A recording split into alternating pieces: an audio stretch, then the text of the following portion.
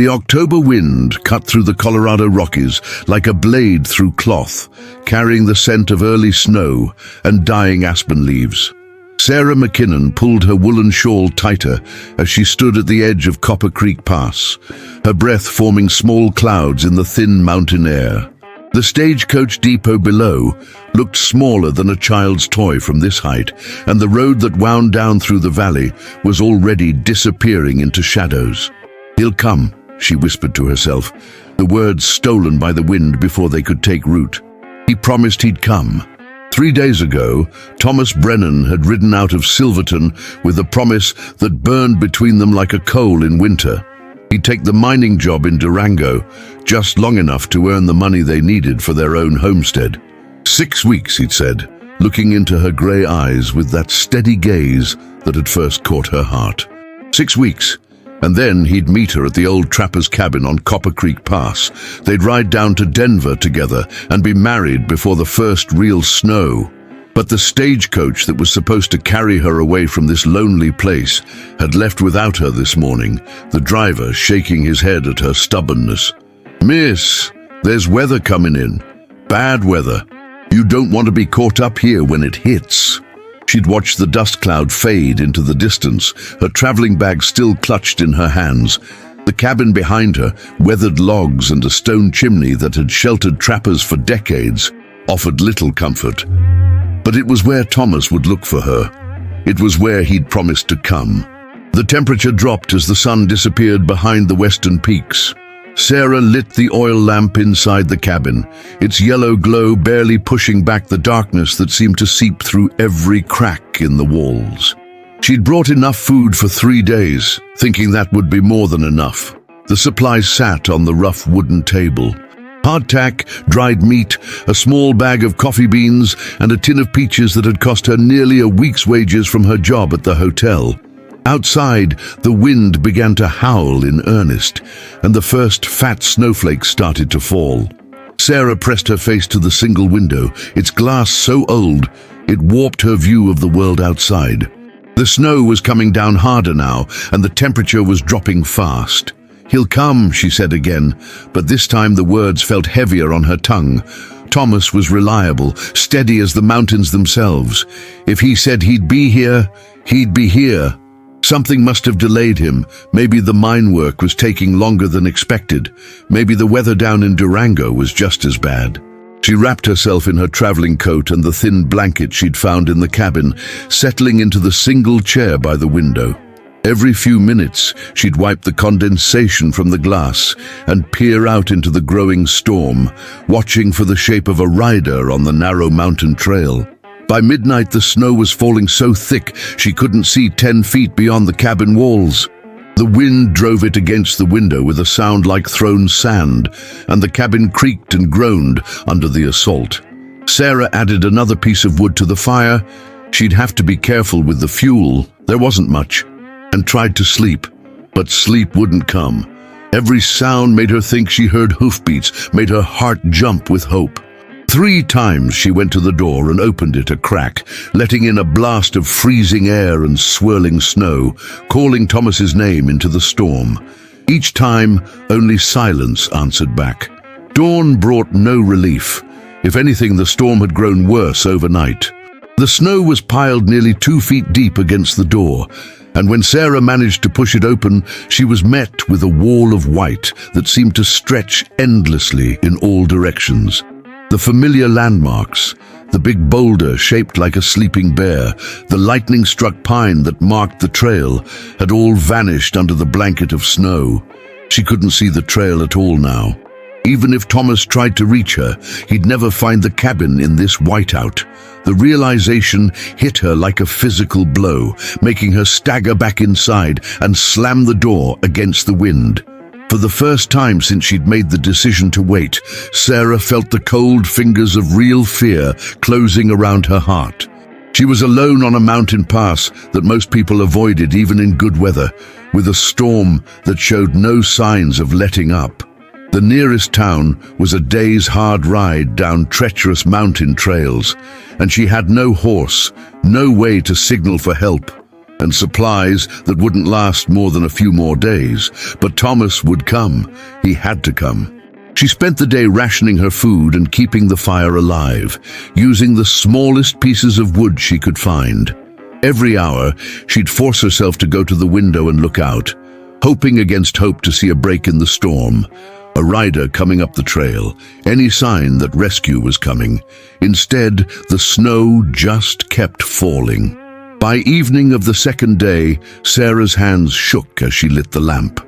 Not from cold, though the cabin was barely warmer than the world outside, but from something deeper. The supplies on the table looked pitifully small now. She'd already eaten less than she should have, trying to make everything last. The water in her canteen was running low, and though there was snow everywhere outside, melting it over the fire-used precious wood. She pulled her coat tighter and settled back into the chair by the window. Somewhere out there, beyond the endless white, Thomas was trying to reach her. She had to believe that. She had to hold on to that hope like a rope in a flood, because without it, she had nothing. The wind howled and the snow kept falling, and Sarah McKinnon waited alone in the mountains, her faith in love, the only thing standing between her and despair. The third day brought a brief lull in the storm, and for a few precious hours, Sarah could see beyond the cabin walls. The world had been transformed into something unrecognizable, a landscape of rolling white dunes where the familiar contours of the mountain pass had been buried under 4 feet of snow. The trail was completely gone, marked only by the occasional dark finger of a pine tree poking through the surface like a drowning man's hand. She forced herself to eat the last of the dried meat and a piece of hardtack so hard she had to soak it in melted snow to chew it. The coffee was long gone, and she was down to her final tin of peaches. The sweet syrup tasted like hope and desperation all at once. The fire was dying. She'd been so careful with the wood, burning only what she absolutely had to, but the stack beside the hearth was down to a few thin branches and some bark. If she was very careful, very lucky, it might last one more night. After that, she tried not to think about. She spent the morning trying to dig through the snow to reach the woodpile she'd glimpsed behind the cabin the first day. But the snow was packed hard as stone by the wind, and every shovelful she managed to clear was immediately filled by the gusting breeze. After an hour of backbreaking work, she'd managed to uncover a single piece of rotted wood, so soft with decay it would burn in minutes.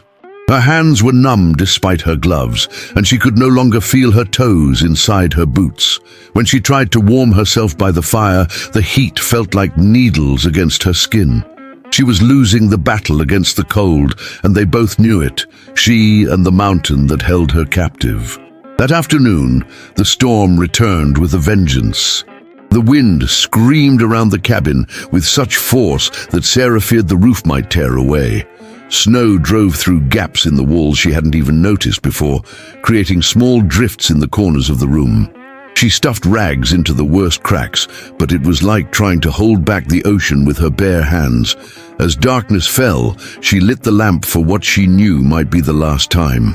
The oil was nearly gone, just a thin puddle in the bottom of the reservoir. When it burned out, she'd be left with nothing but the fading fire and the endless, crushing darkness of the mountain winter. She sat in the chair by the window, though she could see nothing now but her own reflection in the black glass. The face that looked back at her was gaunt, hollow-eyed, framed by hair that hung in tangles around her shoulders. When had she stopped braiding it? When had she stopped caring about anything but the next breath, the next heartbeat? "Thomas," she whispered to the ghost in the window. "Where are you?" The question echoed in the silence, and for the first time, she allowed herself to consider the possibility that he wasn't coming. Not because he didn't want to, but because he couldn't. The storm had been raging for 3 days now. What if he'd tried to reach her and been caught in it? What if he was lying frozen somewhere on the mountain trail, as lost and alone as she was? The thought made her chest tight with panic, and she forced it away. Thomas was smart, experienced in these mountains. He would have found shelter, waited for the storm to pass. He was alive, and he was trying to reach her. She had to believe that, because the alternative was a darkness deeper than any mountain night. The fire sputtered and died just after midnight. Sarah used the last of the lamp oil to relight it one final time, feeding it the last few scraps of wood. The flames licked weakly at the bark and twigs, casting dancing shadows on the walls before settling into a dull glow of coals. When those coals went cold, she would have no heat, no light, no way to melt snow for water. The cabin would become her tomb, and the mountain would claim another victim to add to its collection of bones. She wrapped herself in every piece of fabric she could find, her coat, the thin blanket, even the spare dress from her traveling bag, and curled up in the chair to wait. The cold crept in like a living thing, seeping through the layers of cloth to touch her skin with fingers of ice. Her breath came in short puffs that hung in the air before dissipating into the darkness. The fourth day dawned grey and bitter, with snow still falling in thick, lazy flakes. Sarah could barely feel her hands as she tried to eat the last of the peaches, the syrup half frozen and thick as honey. Her movements were slow, clumsy, as if she was moving through deep water instead of air. She knew the signs. She'd heard the old-timers in Silverton talk about what happened when the cold got into a person's bones. First, the fingers and toes, then the arms and legs, and finally the drowsiness that felt like peaceful sleep, but was really the mountain's final embrace. She wasn't ready to sleep yet, not while there was still a chance. Sarah forced herself to stand, to move around the cabin, to keep her blood flowing. She talked to herself, to Thomas, to the memory of her mother, who died when Sarah was barely 16. She recited poems she'd learned in school, sang hymns in a voice that cracked and wavered in the thin air. Amazing grace, how sweet the sound, she whispered, her breath forming clouds with each word. That saved a wretch like me. The afternoon brought another brief break in the storm, and through the window, Sarah saw something that made her heart stop. A figure on the distant ridge, dark against the snow. It was too far away to make out details, but it moved with purpose, picking its way carefully down the slope toward the hidden valley where the cabin lay. "Thomas!" she cried, struggling to her feet. Her legs nearly buckled. When had they become so weak? But she made it to the window and pressed her face against the glass.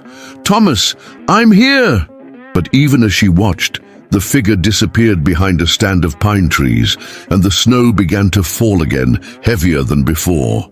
She waited at the window for hours, her eyes straining against the white, but the figure didn't reappear. Had she imagined it? Was her mind, starved of warmth and food and hope, beginning to play tricks on her? She couldn't be sure anymore. The line between waking and dreaming had blurred into something grey and uncertain, like the storm itself. Night fell again, and Sarah huddled in her makeshift cocoon of fabric, listening to the wind howl around the cabin. The cold was inside her now, settling into her bones like an old ache. She thought about Thomas, about the life they'd planned together. A small farm outside Denver, maybe children playing in a yard with actual grass and flowers. She thought about her parents, both dead now, and wondered if they were waiting for her somewhere beyond the storm. The idea didn't frighten her the way it should have. Instead, it felt almost warm, like the promise of rest after a long, hard journey. But not yet. Not while there was still a chance that the figure on the ridge had been real, that help was coming, that love could still reach across the frozen wasteland the mountain had become. "Please," she whispered into the darkness, though she wasn't sure who she was praying to. "Please let him come. Please let him find me." The only answer was the wind, screaming its ancient song of isolation and despair.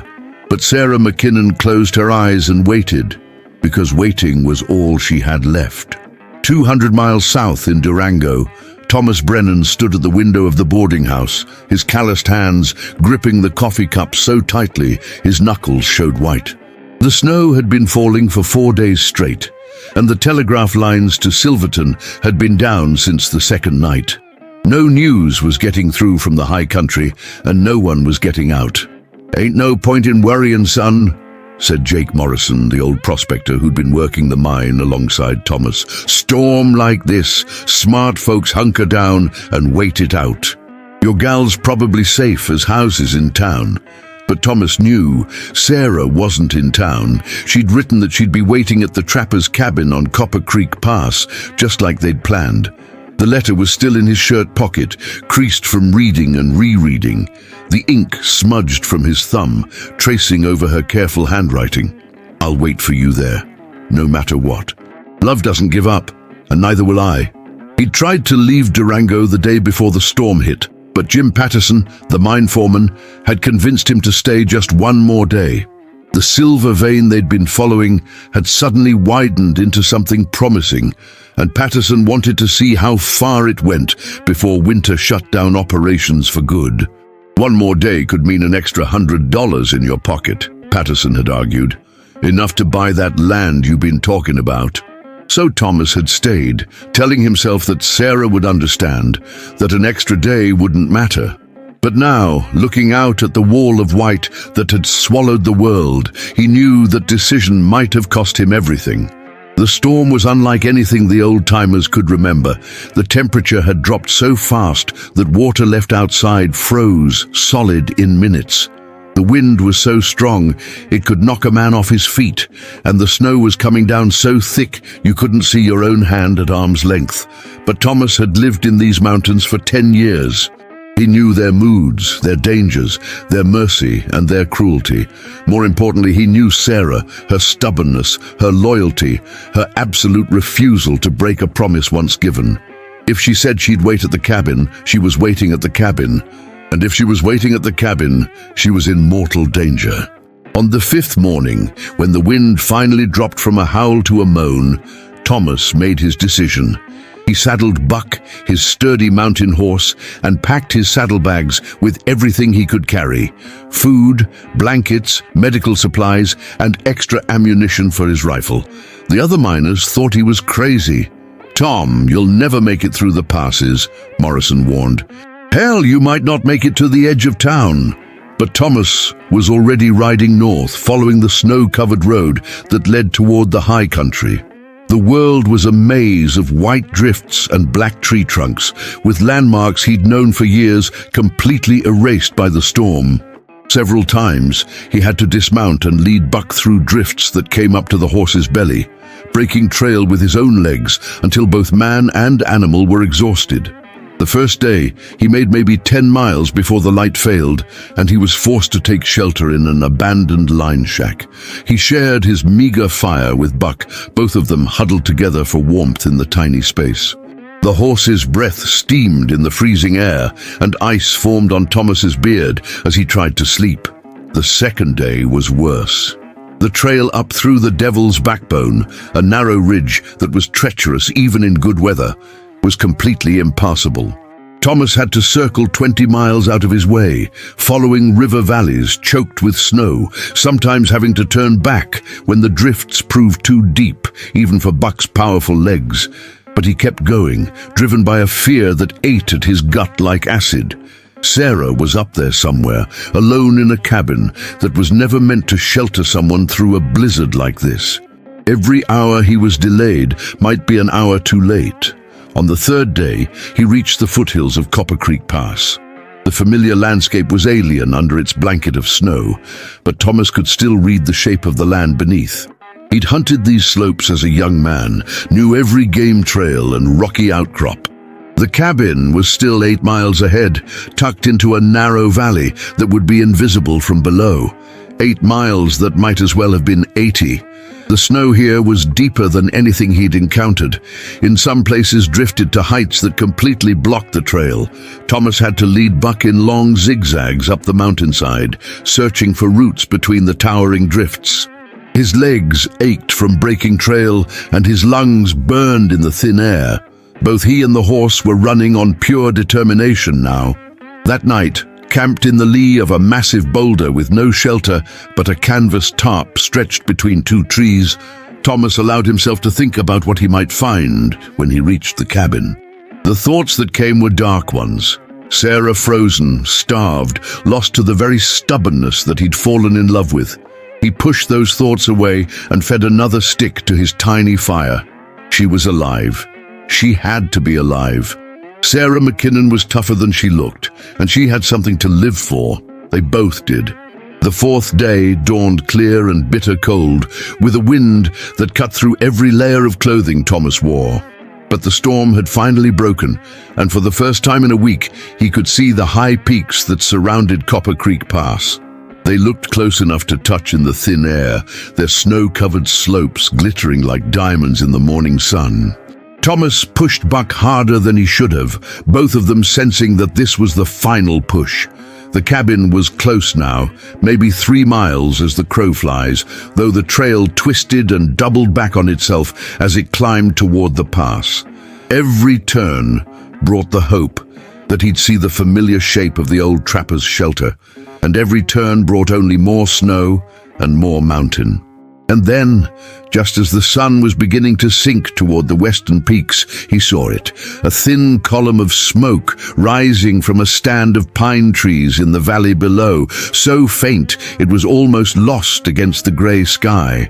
Thomas's heart hammered against his ribs as he urged Buck down the steep slope toward the smoke. It had to be the cabin. There was nothing else up here, no other shelter, no other reason for a fire in this frozen wilderness. Please, he thought as Buck's hooves slipped and slid on the icy trail, please let her be alive. Please let me be in time. The cabin came into view as he rounded the last bend, a small dark shape almost buried in snow with drifts piled nearly to the eaves. The chimney showed black against the white, and yes, there was smoke rising from it, thin and weak but unmistakably real. Someone was alive in there. Thomas spurred Buck into a stumbling run across the final 100 yards, his eyes fixed on the single window that glowed with the faintest suggestion of light. As he drew closer, he could see that the door was almost completely blocked by snow, with only a small, dark gap at the top where someone had tried to dig it clear. He leapt from Buck's back before the horse had fully stopped, grabbing the shovel from his pack and attacking the snowdrift with desperate energy. Behind him, Buck stood with his head hanging, sides heaving from the long climb, steam rising from his sweat-soaked coat. "Sarah!" Thomas called as he dug. "Sarah, can you hear me?" No answer came from inside the cabin, but the smoke continued to rise from the chimney. Someone was tending that fire. Someone was still alive. Thomas dug like a man possessed, throwing shovel after shovel of packed snow aside until he'd cleared enough space to push the door open. It stuck at first, warped by moisture and cold, but finally gave way with a groan of protest. The smell hit him first, cold and dampness and something else, something that made his chest tight with fear. The cabin was darker than the twilight outside, lit only by the fading glow of a few coals in the fireplace. And there, curled in a chair by the window like a child seeking warmth, was Sarah McKinnon. She was so still that for a terrifying moment Thomas thought he was too late. But as he stepped into the cabin, she stirred, lifting her head with obvious effort to look toward the door. "Thomas!" Her voice was barely a whisper, rough from cold and thirst. "Is it really you?" He was across the room in 3 strides, dropping to his knees beside her chair. She was wrapped in what looked like every piece of fabric in the cabin, but still she shivered uncontrollably. Her face was pale as the snow outside, her lips tinged with blue, but her eyes, those grey eyes that had captured his heart, were still clear and aware. "I'm here," he said, pulling off his gloves to touch her face with hands that shook. "I'm here, Sarah. You're safe now." She leaned into his touch like a flower turning toward the sun, and Thomas felt the tears he'd been holding back for 4 days finally spill down his cheeks. He'd found her. Against all odds, through storm and snow and his own terrible fear, he'd found her alive. "I knew you'd come," she whispered, her voice growing stronger. "I waited because I knew you'd come." "I'm sorry," Thomas said, gathering her into his arms, blankets and all. "I'm so sorry I wasn't here sooner." "You're here now," Sarah murmured against his chest. "That's all that matters." Outside, the wind began to pick up again, but Thomas didn't care. He'd found her, and nothing, not weather, not distance, not the mountain itself, was going to separate them again. Thomas held Sarah for a long moment, feeling the tremor in her body that spoke of cold, deeper than winter, deeper than snow. When he finally pulled back to look at her, he saw the toll the ordeal had taken. Her cheekbones stood out sharp against pale skin, and her hands, when he took them in his own, felt light as bird bones. "When did you last eat?" he asked, already knowing the answer would frighten him. "Yesterday, I think." Her voice was stronger now, as if his presence alone was warming her from the inside. "Maybe the day before." Time got strange. Thomas helped her to her feet, supporting her weight when her legs nearly buckled. She was weaker than she wanted to admit, he could see that, but Sarah McKinnon had never been one to show vulnerability, even when her life depended on it. "We need to get some warmth back into you," he said, settling her back in the chair while he worked to revive the dying fire. The coals were barely glowing, and there was no wood left except for the few pieces he'd brought in with him. "How long has the fire been like this?" "Since yesterday morning," Sarah admitted. "I've been saving it." Thomas felt his chest tighten. She'd been sitting in a freezing cabin with almost no heat for over a day, waiting for him.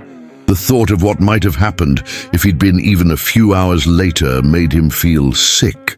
He built up the fire quickly with dry wood from his pack, and soon the cabin was filled with blessed warmth and the crackle of burning pine. While the flames grew, he heated water in a small pot and prepared a simple meal of hardtack softened in hot broth. It wasn't much, but it was warm and nourishing, and he watched Sarah's color begin to return as she ate. "The storm," she said between careful spoonfuls. "Is it over? For now?" Thomas looked toward the window where the last light of day was fading into mountain darkness. "But there's more weather coming. I can feel it in the air." Sarah followed his gaze, and he saw her shoulders tense. "How long before we can leave?" "Not tonight. Maybe not tomorrow." Thomas kept his voice gentle but firm. "You're not strong enough for the ride down, and Buck needs rest. We'll wait until you're ready." "But what if another storm comes? What if we get trapped here?" Thomas moved his chair closer to hers and took her hand. "Then we'll face it together. I brought enough supplies for both of us, and I'm not leaving without you. Not ever again." Oh, the promise in his words seemed to settle something in Sarah's eyes. She squeezed his hand, her grip growing stronger by the hour as warmth and food did their work. "I dreamed about you," she said quietly. "These last few days, when the cold got so bad I couldn't think straight. I dreamed you were riding through the storm, calling my name." "Wasn't a dream," Thomas said. "I've been calling your name since the day I left Durango." They sat in comfortable silence as the fire burned higher, filling the cabin with warmth and golden light. Thomas couldn't stop looking at her, reassuring himself that she was real, that she was safe, that the nightmare of the last 4 days was finally over. But even as relief flooded through him, he knew they weren't out of danger yet. The weather in these mountains could turn deadly without warning, and Sarah was still recovering from her ordeal. They needed to get down to safety, but it would have to be done carefully when she was strong enough for the journey. "Tell me about Durango," Sarah said, settling deeper into her chair. "Tell me about the mine." So Thomas talked, describing the silver vein they'd discovered, the other miners, the boarding house where he'd stayed. He told her about the money he'd saved, more than they'd hoped for, enough to buy not just the homestead they'd dreamed of, but livestock and equipment too. As he talked, Sarah's eyes grew heavy. The warmth, the food, and the simple relief of no longer being alone were taking their toll. Her head drooped against the chair back, and her breathing grew deep and even. Thomas covered her with every blanket he could find, then settled himself in front of the fire to keep watch. Outside, the wind was picking up again, and snow had begun to fall. Not the blizzard fury of the past week, but steady and determined, as if the mountain wasn't quite ready to let them go. He dozed fitfully through the night, waking every hour to check on Sarah and feed the fire. She slept deeply, more peacefully than she had in days, her face relaxed and young in the firelight. Several times, he caught himself just watching her breathe, marveling that she was alive, that they'd both survived to find each other again. Dawn brought clearing skies and bitter cold. Thomas woke to find Sarah sitting up, looking stronger and more alert than she had the night before. Color had returned to her cheeks, and when she smiled at him, it was the same smile that had stolen his heart 2 years ago in Silverton. "Good morning," she said. "Thank you for finding me. Thank you for waiting." They shared a simple breakfast, and Thomas helped Sarah move around the cabin to get her legs working again. She was steadier on her feet, though still weak from her ordeal. By afternoon, he judged she might be strong enough for a careful journey down the mountain. "We'll take it slow," he said as they prepared to leave. "Buck can carry both of us if we need to rest." Sarah nodded, pulling on the heavy coat Thomas had brought for her. It was too big, but it was warm and waterproof, designed for mountain weather. She looked small inside it, almost childlike, but Thomas could see the determination in her eyes. Sarah McKinnon had survived 4 days alone in a blizzard. She could handle whatever the mountain threw at them now. Thomas loaded their supplies onto Buck, making sure to distribute the weight evenly. The horse was rested and well-fed, ready for the long descent to safety. The snow had stopped, and the sun was actually shining, a good omen for travel. Before they left, Thomas took one last look around the cabin that had sheltered Sarah through the worst storm in memory. It was a humble place, just 4 walls and a roof, but it had kept her alive long enough for him to find her. In its own way, it was as sacred as any church. "Ready?" he asked, offering Sarah his hand. She took it without hesitation. "Ready." Thomas helped her onto Buck's back, then swung up behind her. Sarah settled against his chest with a sigh of contentment, and he wrapped his arms around her, holding the reins loosely. For the first time in over a week, Thomas Brennan felt truly warm. They rode down the mountain in comfortable silence, Sarah's head resting against Thomas's shoulder as Buck picked his way carefully through the snow. The world around them was transformed by winter into something magical. Every tree draped in white, every rock formation sculpted by wind and ice into fantastic shapes. It was beautiful, but Thomas barely noticed. His attention was focused entirely on the woman in his arms, on the steady rhythm of her breathing, on the miracle of having found her alive against all odds. They'd been through the worst the mountain could throw at them, and they'd survived. Together. As they descended toward the tree line, where the snow grew thinner and the air grew warmer, Sarah stirred in his arms. "Thomas?" "Yes?" When we get to Denver, let's not wait. Let's get married as soon as we arrive."